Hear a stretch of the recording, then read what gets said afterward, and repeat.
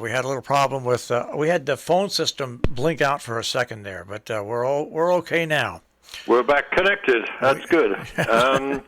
I think since we last talked, Marshall, a week ago, would you agree that? Well, what's the phrase? It's been a week, right? It's been a week on so many different levels, from Washington to the courts to international. Yeah, it's been one of those hectic weeks, and it ended with quite a night. I guess the overnight duty. Those of us on overnight duty this time, I'm afraid we were submitted to. The spectacle of the minority leader in the House of Representatives talking for a good many hours, endlessly through the wee small hours. Did you catch any of it? I caught some of it this morning, looking at the news coverage of it and some of the clips of it, and I guess I don't think it was an event worth watching live. I mean, an awful lot of Mr. McCarthy, Kevin McCarthy's fellow members took the night off. They left the chamber, even though he was stalwartly, in his own mind, of course, fending off the Biden Build Back Better legislation, the social welfare and climate change package, which the Speaker of the House, Nancy Pelosi, was hoping to move forward last night and perhaps even bring to fruition as an act, a finished and act for the president to sign by sometime next week. Well, that delay was a very effective bit of parliamentary theatrics, if you like, by the minority leader, but it wasn't exactly entertaining. It's just, I guess, it's just another comment on the sort of low-level, argy-bargy nature of our representative politics these days in both chambers of the Capitol building. It's kind of depressing to see how it goes. On the other hand, there's some capacity for sharp observation and some neat phrasing. I noticed that at the end of it all, Representative Jamie Raskin from Maryland said that it was quite a feat of epic proportions for Mr. McCarthy to speak for all those hours straight and not produce a single memorable phrase, an original insight, or even a joke. And then Raskin uses an old gag, but it's kind of appropriate and seems quite sharp in this context. He said, McCarthy thinks he's a wit, but so far he's proved that he's only half right. Well, I tell you, 8 hours is a long time. But so now Joe Biden has passed both segments in the House of his major plans. This now goes on once it's signed, and approved by the House. And this now goes on to the Senate, where it obviously will have a few changes before it gets kicked back to the House. Sure. And but at the end of it all, I mean, there does seem to be. I mean, as you know, it's never wise to go into the prediction business if you're a journalist. But it looks like the whole apparatus is trundling slowly towards the president finally getting his way. Although many compromises will have been made on the way, and there's a lot of discontent about what's been lost out of these very ambitious pieces of legislation. We should never forget how incredibly, how very transformational they could turn out to be. There's certainly the kind of governmental ambitions that for quite a long time I think the body politic in the United States wasn't really ready for. It's interesting that painful though the process has been, it seems that in a broad, to use a broad broad brush term, that the body politic is now comfortable with it, although, the irritating spats about individual elements of the package have been there for all of us to see. The Economist magazine from Britain, which takes a very sort of magisterial overview of matters political and about policy in general, has an interesting essay this week. It talks about the era of big government. We know that's been argued about a lot in the United States in the last couple of decades or more, but the conclusion that the magazine draws is that the efforts by Ronald Reagan and Margaret Thatcher, remember, to limit government and constrain its size and constrain its influence over our lives, is turning out to be, in the long run, as you look at it more broadly, as the Economist always loves to do, look at things very broadly, that Reaganism and Thatcherism turn out to be just a blip on a general trend overall, and in other countries besides the United States and Britain, for ever bigger government and an ever bigger role played by government in our lives. And of course, the test will be in the Biden transformation, whether that turns out to be as effective socially and financially and culturally on the country, which is in this case found itself undergoing massive change. I mean, contributed to, of course, by massive pressures, not least of all the COVID pandemic that made very radical measures much more necessary, and I suspect much more palatable to the public than would have been the case before. All right. Before we move on, do we want to run our little fanfare here? I think we should hear the fanfare. Yeah, although it might seem a little out of tune with the tone of our material, but let's go with the fanfare and hear it for a particular piece of journalistic work this week. All right.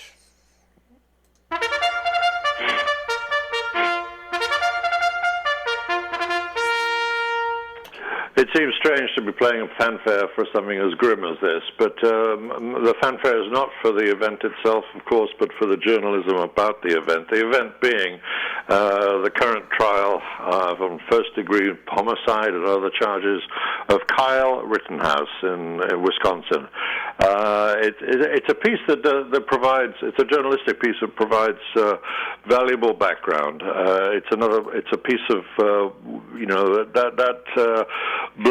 that particular brand of journalism, that particular kind of journalism that I appreciate a lot. It's well illustrated journalism. I think I'm a television man, as you know, and have been for a long time, and to be able to blend the visual with the written is a skill which I think is vital, I think, to effective journalism. And in this case, it's work by the New York Times, published well in advance of the trial. It's not a current piece I'm talking about. It was memorable when it came out, and it remains what I'd classify as required viewing, especially as we get to the stage where a jury has to make its deliberations about this case. The point about the video, because that's what essentially it is, although, hefty journalistic investigation has been involved. A lot of well-judged graphics to illustrate that journalistic work, all led by a fellow called Mark Scheffler, who the Times has given the job title Executive Producer of Visual Investigations. Basically, his team, a very large team of Times reporters, examined in great detail all the video that they could get their hands on, official and just regular people's cell phone videos as well, of the events in Kenosha, Wisconsin, and it's distilled. The work has distilled the very real life context. That's something that's really always important for us when we try to understand an event. The context is filled in very fully, and a narrative that explains just how the confrontations developed that resulted in the two men being killed there and one injured in that rioting in Kenosha, when Kyle Rittenhouse was running around in his terms offering help, medical help, but also carrying, as we know, a rifle. The whole story, from the time that African-American Jacob Blake was shot and paralyzed by a white police officer until 2 days later we get the shootings that the trial is now considering. It's a fine piece of explaining that things are just not simple, and the complexities of it are unraveled very finely in this video. I recommend you go to the New York Times website and take a look. These trials, I've been saying this for a couple of weeks now, and especially the Rittenhouse trial. I mean, these trials have the capability of shaking this country to its core, heading into the holiday season, if it goes one way or the other, really. Absolutely, and of course, they queue into and they queue up distinctly high-running fevers, passionate and angry position-taking on both sides of the cultural and political divide, which is polarizing our country at the moment. But let me point out something that a few journalists are starting to chew on now as we get to the point where both trials. We're thinking of both the Rittenhouse trial in Wisconsin and the trial of those three men accused of killing Ahmaud Arbery in Brunswick, Georgia. Now that the defense has rested its case in the Georgia trial of those three men charged with killing Mr. Arbery, it's worth pondering something curious that the defense has been using, and which it has in common with the Rittenhouse defense. There's been a very odd turnaround in an argument that's been so much a feature of gun rights arguments, which of course is one of those hot button issues in this overall polarization I was just talking about. Gun rights proponents, who of course are highly engaged in both of these cases, these proponents have conventionally argued that a gun, you know the phrase, a gun in the hands of what they call a good guy is what prevents bad guys with a gun. Bad guys with a gun from killing people. Well, in both of these trials, there's been a transformation of that argument. The danger to the guys who are claiming to be the good guy in both of these cases, according to their lawyers, comes from the gun itself, the gun that the supposedly good guy himself is carrying. Kyle Rittenhouse has said that he felt threatened because he was carrying a gun. It could be wrenched away from him and used against him. Travis McMichael in Georgia has been claiming pretty much the same thing. The victim, Mr. Arbery, could have taken his gun and used it against him. So, it's an interesting turnaround. Dangerous things, these guns, which a citizen's right to bear is supposedly so precious. It's once again, it goes along with everything else that we're going through. I have to go from when you're talking about guns to something that's absolutely ridiculous, which caught my eye this morning, and that is former White House Chief of Staff Mark Meadows blasted leader Kevin McCarthy for his leadership style. Yep. But then he went on to say that when the Republicans regain control of the House, they should appoint Donald Trump as Speaker of the House. The jaw drops. Yes. Yeah. It's rare, I suppose, that I'm rendered speechless, but this is one of those occasions, I think. what can you possibly say? I mean, quite often we talk about the divisions in the Democratic Party as being almost fatal, and somehow or other the Democratic Party holds together as a movement only by the skin of its teeth. But yes, the sight of a divided GOP in its so completely ragged and incomprehensible almost ways that as I say, the mind is boggled, the jaw is dropped. I don't suppose. Can you imagine? Well, let's not go down this fantasy line. But Meadows is clearly really rattled by this whole thing. So I'm happy to let him rant and go into these fantastical imaginings. I'd like to turn to something that again comes up from our talk last week, Marshall, in the international beat in this case. You remember how last week I was speculating, without making any actual prediction. I mean, as I said, we were in dangerous territory if we ever do that. But I was speculating on how the Myanmar military's sentencing of the American journalist Danny Fenster to 11 years imprisonment and hard labor, it was going to lead to intense United States State Department pressure to have him released. Well, as you know, this week, thanks to a frequent intermediary in such matters of prisoners abroad, Bill Richardson, who is America's ambassador to the UN in Bill Clinton's day, was given custody of Fenster, and he was flown home to his family in Detroit. So the military junta in Myanmar clearly yielded to pressure, and I guess we can feel some relief at this development. But what I want to do today is just stress the point that it leaves that this release, welcome though it is, leaves a lot more, a score or more local journalists, Burmese journalists in Myanmar, otherwise known as Burma. They're left in detention. Since the coup back in February, about 100 have been arrested, 100 journalists, so media workers of all kinds.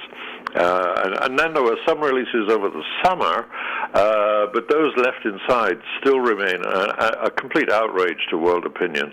The imprisoned local journalists, they're people who are reporting for us, for international outlets like the BBC and the Voice of America, and some of them are facing really serious charges of sedition and association with terrorism. The pressure needs to be maintained to get justice for them. And this is part of a picture that we should never let go of, especially when we talk on Friday mornings about the whole business of journalism. The Reporters Without Borders organization was reporting that currently over 400 people in our profession are detained in different countries around the world. The year is approaching its end now, and they're also reporting that globally, in this 1 year, over 40 journalists have been killed while they've been pursuing their work. I mean, as I think you know, personally, I've been thrown out of more countries than I've been detained in. I guess I'm lucky. But I'm aware that imprisonment and even death remains a perpetual risk for all my colleagues when they're reporting on a repressive regime. You know, I was just, one of the reasons I wanted to speak about this today is that I've just been looking at some words written a long time ago by a good friend, also called David Holden of London's Sunday Times. He and I worked together alongside each other in Idi Amin's Uganda, if you remember that horrible story. Uganda is one of those risky places where it's hard to conduct journalism. It always is in a dictatorship. Well, together, David and I fortunately escaped when Amin rounded up about 20 of our colleagues and had them pretty badly beaten up in the infamous Makindi military prison there. We were lucky, but David later found himself writing about the journalistic danger in general, and he wrote, these are the words that caught me, I have felt the boots going in, and I have heard the prison door close behind me, and I know how sickening the fear of such moments can be. Thank God, though, I have never suffered either bullets or the steel tearing into my flesh. Well, the historical fact is a couple of months after David wrote that, he was found shot dead in a street in Cairo, Egypt. And his murder has never been solved since then. Nobody knows who killed David Holden. So the dangers facing our colleagues remains fresh in my mind. Let's just not forget how much people are putting themselves at risk to bring us the news. I want to go one other place, and we have so many different hotspots in the world. We have Taiwan, we have the gas, Russia trying to supply to Europe, but also what's going on with all the refugees on the borders, and also Russia obviously moving its forces more into the Ukraine. That is a hotspot that really has the potential, with all the pressures that go on, to really explode. Well, the task of governance and the task of keeping the populace in general of all countries informed about what's going on, it gets its emphasis there. I mean, I guess you'd probably say this every week, that we might want to be talking about the world in general, but it's hard not to be an extreme pessimist. But almost every time we talk, we could say that the world is going to hell in a handbasket. But it's a tribute, I guess, to those people who are public-spirited enough to engage in government and try and get a handle on the problems that would face us. And at the same time, let's hear it for the journalists too, who try to keep pace and try to amplify the issues at stake for the benefit of the people who, at least in democracies, are supposed to have a say in what our leaders decide what to do in the face of such problems. But it's all a reminder, I guess, of this is a serious business. I know, and I'm not going to complain about younger generations. That's a pastime of the old like us that needs to be abandoned. But it's easy to say that a lot of people just don't care about politics, don't care about how our own countries are run. It's a matter of indifference to them as they go about their daily lives with what is argued are much more important matters like day-to-day living and inflation and all those sort of incidental things that are the nitty-gritty of everyday life. Well, these big issues do matter. One of the things that struck me about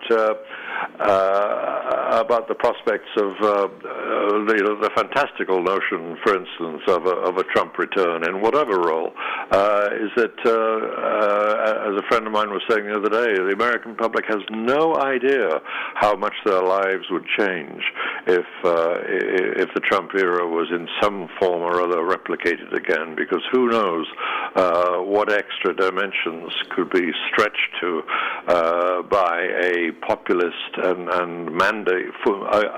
freshly mandated populist force like this. I don't like sounding the knell of doom, but I think it's important to recognize that these are big and important issues, and it's a clarion call again, I think, for people to take seriously the work of people who are trying to explain it all for the benefit of ourselves as the voting publics. And one other piece of good news I found, and that is President Biden's administration reaching out, President Biden himself with that conference call with China, and also are now setting up treaties once again in meetings every year with both Canada and Mexico, both things which are very important, and they're little bits of bright light in a pretty dark week. Well, to quote a man who was known for his own belligerence at times, Winston Churchill, he said it was always better to jaw than war. Of course, course, talking to people, even our opponents, our rivals, our competitors, is an important principle of enlightened leadership. And I, for one, am certainly glad to see what the Biden administration is doing in this direction. David, it's always great to speak to you. We'll see what happens when we get together next week. It will have been another week. All right, take care, David. Bye now. David Tereshchuk with the Media Beat. You can find him at themediabeat.us on the web.